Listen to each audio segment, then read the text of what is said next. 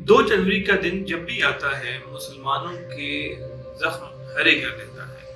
یہ وہ دن تھا جب اسپین میں مسلم اقتدار کا سورج ہمیشہ کے لیے ڈوب گیا اور مسلمانوں کی آخری ریاست غرناطہ پر بھی عیسائیوں نے قبضہ کر لیا۔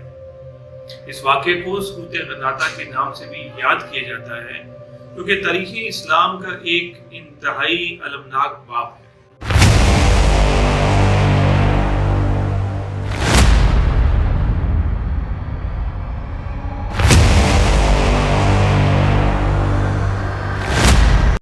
مسلمان 800 سال کی حکمرانی کے بعد اسپین سے حرف غلط کی طرح مٹ گئے۔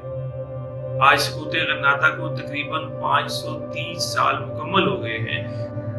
اسپانیہ میں آخری مسلم امارت غرناطہ کے حکمران ابو عبداللہ نے ملکہ ایزابیلا اور شاہ فرڈیننڈ کے سامنے ہتھیار ڈال دیے اور اس طرح اسپانیہ میں صدیوں پر محیط مسلم اقتدار کا سورج ہمیشہ کے لیے ڈوب گیا۔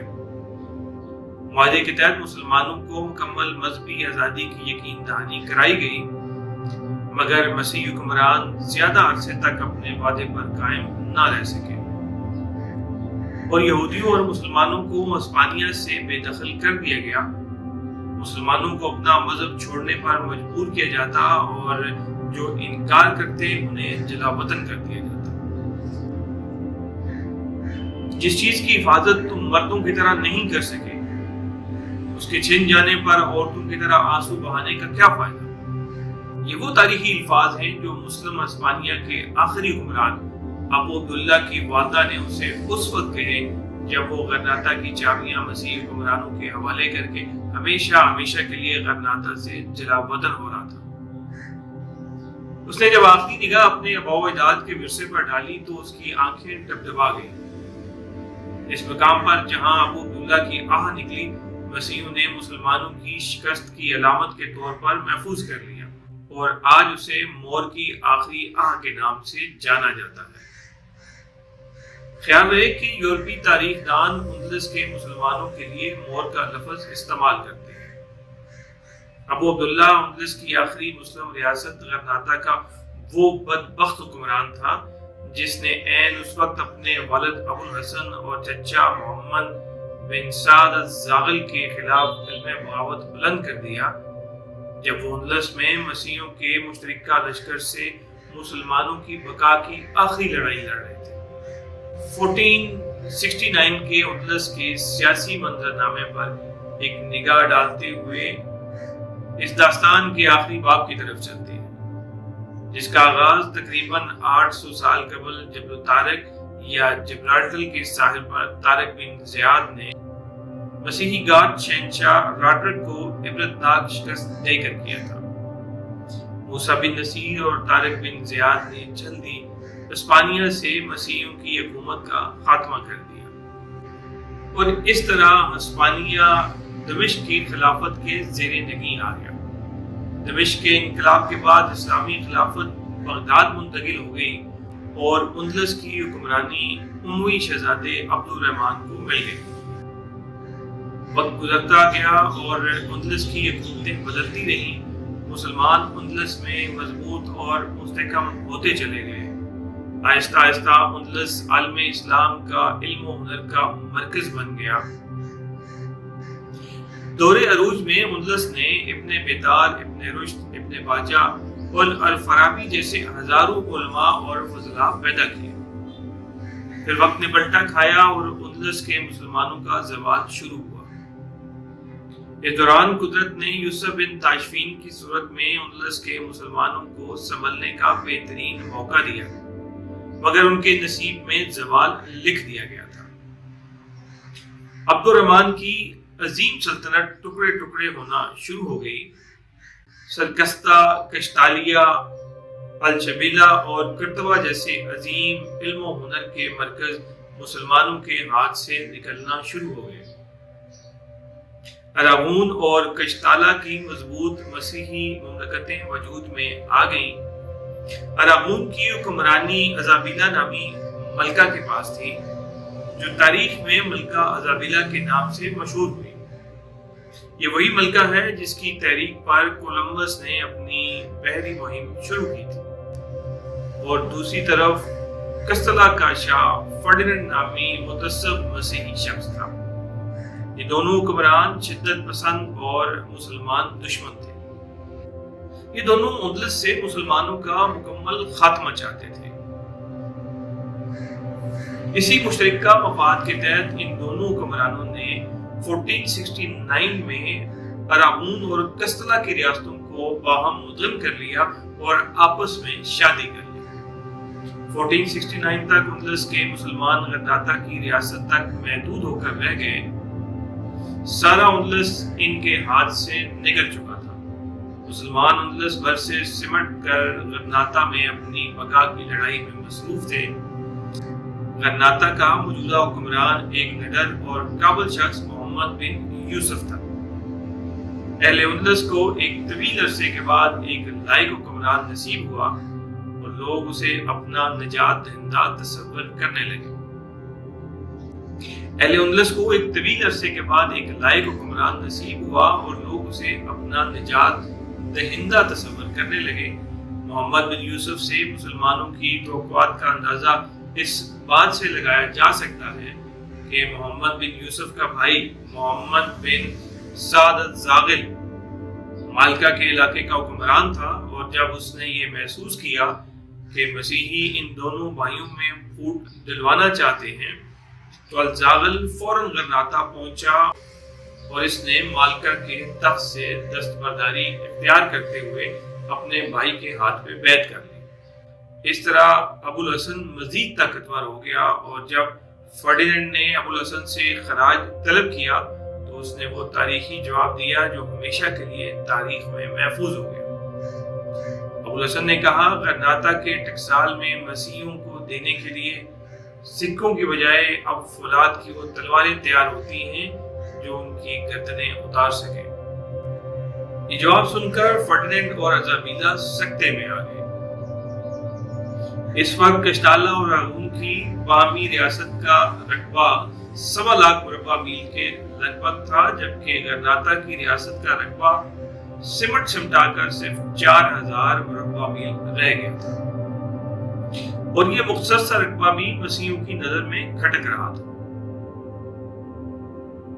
وہ اندلس سے مسلمانوں کا مکمل خاتمہ چاہتے تھے، اسی لیے ابو الحسن سے فیصلہ کن جنگ کا ارادہ کیا گیا، اور خاموشی سے جنگ کی تیاریاں شروع ہو گئیں۔ ایسے میں ابو الحسن بھی غافل نہیں تھا۔ آخرکار غرناطہ کے سرحدی مقام لوشا میں سلطان ابو الحسن اور فرڈیننڈ کا ٹکراؤ ہوا۔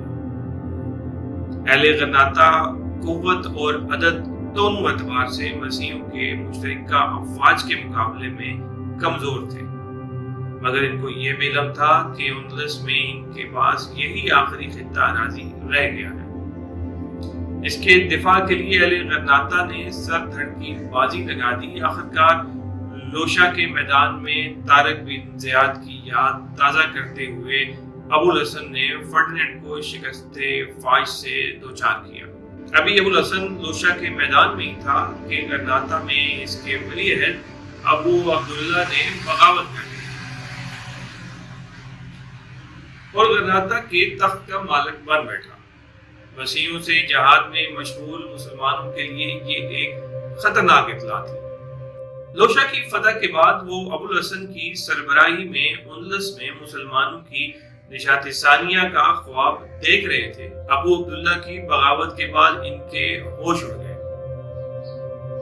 اور سلطان ابو الحسن کو مجبوراً الوشا چھوڑ کر مالکا میں بنا لینی پڑی۔ یعنی اس نازک دور میں جب اہل اندلس اپنے بقا کی جنگ میں مصروف تھے، ابو عبداللہ کے اقتدار کی ہوس نے غرناطہ کی سلطنت کو 2 حصوں میں تقسیم کر دیا۔ بجائے باپ کے ہاتھ مضبوط کرنے کے، ابو عبداللہ اس کی سلطنت کے درپے ہو گیا۔ دوسری طرف مسلمانوں کو تقسیم دیکھ کر شکست خوردہ فرڈیننڈ کو حوصلہ مل گیا اور اس نے فوراً مالکا پر حملہ کر دیا۔ اب مالکا میں فرڈیننڈ اور ابو الحسن کو برسر پیکار دیکھ کر ابو عبداللہ نے بے غیرتی کی انتہا کر دی اور ابو الحسن پر پشت سے حملہ ہوا۔ ابو الحسن تجربہ کار سپہ سالار تھا۔ اس نے ایک طرف تو مسیحیوں کا ڈٹ کر مقابلہ کیا اور دوسری طرف ابو عبداللہ کو واپس غرناطہ جانے پر مجبور کر دیا۔ اسی دوران ابو عبداللہ اور فرڈینینڈ کا آمنا سامنا ہوتا ہے۔ ناتجربہ کار ابو عبداللہ نے شکست کھائی اور گرفتار ہو گیا۔ ابو عبداللہ کے فرڈینینڈ کی قید میں جانے سے غرناطہ کا تخت خالی ہو گیا۔ بیٹے کی بغاوت نے ابو الحسن کو اس قدر بیمار کر دیا کہ اس پر زبردست فالج کا اٹیک ہوا اور پھر اس نے ریاست سے کنارہ کشی اختیار کرتے ہوئے اپنے بھائی الزاغل کو غرناطہ کا تخت سنبھالنے اور فرڈینینڈ کا مقابلہ کرنے کا حکم دیا۔ چنانچہ الزاغل غرناطہ پہنچا اور اس نے مسلم افواج کو از سر نو منظم کرنا شروع کر دیا۔ الزاغل بلا شبہ ابو الحسن کا حقیقی جانشین تھا اور ممکن تھا کہ اپنی دلیری اور صلاحیتوں کو بروئے لاتے ہوئے وہ اندلس کے مسلمانوں کا نجات دہندہ بن جاتا، مگر اس دفعہ ابو عبداللہ کا مکروہ کردار ایک بار پھر سامنے آیا۔ قید کے دوران فرڈینینڈ نے ابو عبداللہ کی خصلت کو پہچان لیا۔ وہ یہ جان چکا تھا کہ ابو عبداللہ کو مسلمانوں سے زیادہ اپنے اقتدار کی خواہش ہے۔ اب فرڈینینڈ نے ابو عبداللہ کو الزاغل اور ابو الحسن کے خلاف استعمال کرنے کا منصوبہ بنایا۔ اس نے ابو عبداللہ کو یقین دلایا کہ وہ اسے غرناطہ کا وارث تسلیم کرتا ہے اور اسے غرناطہ کا تخت حاصل کرنے میں مدد کرے گا۔ ابو عبداللہ سے سات بات کرنے کے بعد فرڈینینڈ نے اسے آزاد کر دیا۔ ابو عبداللہ سیدھا مالکا پہنچا جہاں پر الزاغل کا قبضہ تھا اور اہل مالکا کو یہ یقین دہانی کرا دی کہ فرڈینینڈ اس کے ساتھ ہے اور اگر مالکا کے رہنے والے اس کا ساتھ دیں تو وہ ان کی مسیحیوں سے صلح کروا سکتا ہے۔ جنگ و جدل سے گھبرائے ہوئے مسلمان اس کی باتوں میں آ گئے اور انہوں نے مالکا پر ابو عبداللہ کی بالادستی تسلیم کر لی۔ اب ابو عبداللہ نے الزاغل کو پیغام بھیجا کہ اگر وہ لوشا کا قلعہ اس کے حوالے کر دے تو ان دونوں کی صلح ہو سکتی ہے۔ لوشا کا قلعہ دراصل غرناطہ کا دفاعی مورچہ تھا اور فرڈینینڈ کئی سالوں سے لوشا پر قبضہ کرنے کے چکر میں تھا۔ اس طرح اس کا راستہ غرناطہ تک آسان ہو جاتا۔ لوشا کی دفاعی اہمیت کے باوجود مسلمانوں میں اتحاد کے خواہش مند الزاغل نے ابو عبداللہ کا کہا مان لیا اور لوشا کا قلعہ اس کے حوالے کر دیا۔ لوشا پر قبضہ فرڈینینڈ کے منصوبے کا حصہ تھا۔ اب ابو عبداللہ مالکا اور لوشا دونوں پر قابض تھا۔ اس نے فوراً فرڈینینڈ کو لوشا آنے کی دعوت دے دی۔ مسلمان حیران اور پریشان ہو گئے کہ جس لوشا کی حفاظت کے لیے انہوں نے سالوں سے سر دھڑ کی بازی لگا رکھی تھی وہ بغیر کسی خون خرابے کے فرڈینینڈ کے حوالے کیا جا رہا ہے۔ ادھر مالکا میں جب مسلمانوں نے یہ صورتحال دیکھی تو انہوں نے ابو عبداللہ کے خلاف بغاوت کر دی۔ اس پر فرڈینینڈ نے مالکا کا محاصرہ کر لیا۔ اہل مالکا کی مدد کے لیے الزاغل غرناطہ سے روانہ ہوا اور غرناطہ خالی دے کر ابو عبداللہ کو سنہری موقع مل گیا۔ وہ فوراً غرناطہ پہنچا اور تخت غرناطہ پر قبضہ کر لیا۔ یہاں سے المناک داستان کا وہ باب شروع ہوتا ہے جس کا انجام مسلمانان اندلس کی مکمل بربادی اور تباہی پر ختم ہوا۔ وہ لوگ جو 800 سال قبل اندلس میں روشنی کا پیغام لے کر آئے تھے وہ روشنی کی مانند پورے اندلس میں اس طرح پھیلے کہ رستہ بھٹک گئے۔ افراد رستہ بھول جائیں تو گھرانے تباہ ہو جاتے ہیں، مگر جب قومیں اپنے رستے کو فراموش کر دیں تو سلطنتیں برباد ہو جاتی ہیں۔ اندلس کے مسلمانوں کے ساتھ بھی یہی ہوا۔ غرناطہ پر ابو عبداللہ کا قبضہ اندلس کے مسلمانوں کے لیے بربادی کا پیش خیمہ ثابت ہوا۔ یہ منظرنامہ دیکھتے ہوئے مالکا والوں نے فرڈینینڈ سے صلح کر لی۔ اس طرح لوشا اور مالکا پر فرڈینینڈ کا قبضہ ہو گیا۔ ابو عبداللہ کو بیٹا کہنے اور مسلمانوں کی خیرخواہی کا دم بھرنے والا فرڈینینڈ اب اپنے اصل روپ میں آ گیا۔ اس نے ابو عبداللہ کو پیغام بھجوایا کہ اب غرناطہ کی چابیاں مسیحیوں کے حوالے کر دی جائیں۔ یہ پیغام سنتے ہی ابو عبداللہ کے پیروں تلے سے زمین نکل گئی۔ اپنوں سے غداری کرنے کا انجام اب اسے صاف نظر آ رہا تھا۔ اس نے اہل غرناطہ سے مشورہ کیا۔ اہل غرناطہ موسیٰ اور طارق کے فرزند تھے۔ انہوں نے آخری دم تک جنگ لڑنے کا ارادہ کیا۔ اہل غرناطہ اور فرڈینینڈ کے درمیان سخت ترین لڑائی لڑی گئی۔ مسلمانوں کو علم تھا کہ اندلس میں اب غرناطہ ہی ان کی آخری امید بچی ہے، لہٰذا وہ جم کر لڑے اور انہوں نے مسیحیوں کو شکست سے دوچار کیا۔ غرناطہ کے مضافات کے علاقے دوبارہ مسلمانوں کے قبضے میں آ گئے، جن میں الشرات نامی پہاڑی علاقہ بھی شامل تھا۔ قدرت قوموں کو سنبھلنے کے لیے کئی مواقع دیتی ہے۔ یوسف بن تاشفین سے لے کر ابو الحسن کے تخت نشین ہونے تک اہل اندلس کو سنبھلنے کے کئی موقع فراہم کیے گئے، مگر اقتدار کی خواہش اور ہوس میں اپنوں سے غداری نے اہل اندلس کو برباد کر دیا۔ اس نازک موقع پر جب مسیحی اندلس میں مسلمانوں کی آخری پناہگاہ کے سامنے مورچہ زن تھے، اس وقت بھی اہل اندلس کی آپس کی نااتفاقی ختم نہ ہوئی۔ غرناطہ کی ابو عبداللہ کی سربراہی میں مسیحیوں کے خلاف کامیابی اس کے چچا الزاغل کو ایک آنکھ نہ بھائی۔ وہی محمد بن سعد الزاغل جو کچھ عرصہ قبل مسلمانوں کے اتحاد کی خاطر اپنے بھائی کے حق میں اپنی سلطنت سے دستبردار ہو گیا تھا، اس دفعہ اس نے فرڈینینڈ کو اپنی خدمات پیش کر دی اور فرڈینینڈ کو غرناطہ پر حملہ کرنے کے لیے اکسایا۔ فرڈینینڈ نے یہ سنہری موقع ہاتھ سے نہ جانے دیا اور ایک بار پھر مسلمانوں کو آپس میں لڑا دیا۔ اب الزاغل نے فرڈینینڈ کی مدد کے ساتھ ابو عبداللہ پر حملے کرنا شروع کر دیے۔ غرناطہ کے مضافات کے تمام قلعے ایک ایک کر کے مسیحیوں کے قبضے میں جاتے گئے اور آخر کار اہل غرناطہ محصور ہو کر رہ گئے۔ غرناطہ کے تخت کا خواہش مند الزاغل کو فرڈینینڈ نے اس کی خدمات کے صلے میں اسپانیہ سے نکل جانے کا حکم دیا۔ الزاغل مراکش میں جلاوطن کر دیا گیا اور وہیں گمنامی کی موت مر گیا۔ اب فرڈینینڈ اور ازابیلا نے فیصلہ کن معرکے کی تیاریاں شروع کر دیں۔ 1492 عیسوی کا سال آ گیا اور اسی سال موسم گرما میں مسیحیوں کی مشترکہ افواج نے غرناطہ کا محاصرہ کر لیا۔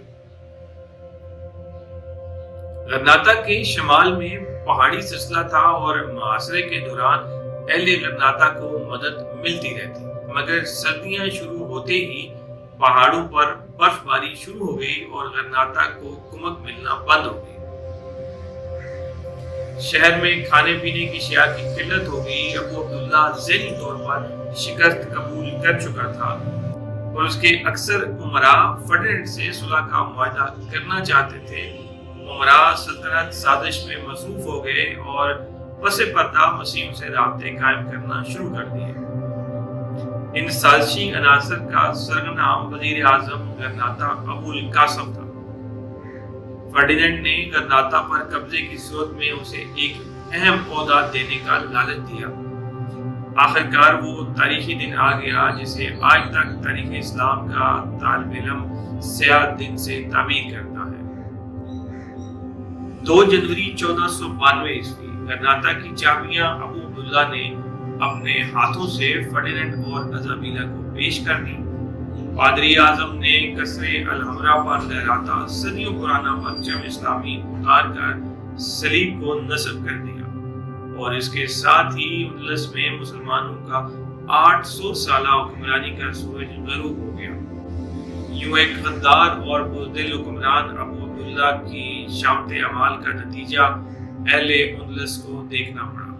لاکھوں مسلمانوں کا قتل عام ہوا اور بے شمار اہل ایمان مسیحی ظلم و ستم کی تاب نہ لاتے ہوئے مسیحی بن گئے اور لاکھوں ہجرت کر کے مراکش اور شمالی افریقہ میں آباد ہو گئے، جن کے قبائل آج بھی وہاں ایک مہاجر کی حیثیت سے جانے جاتے ہیں۔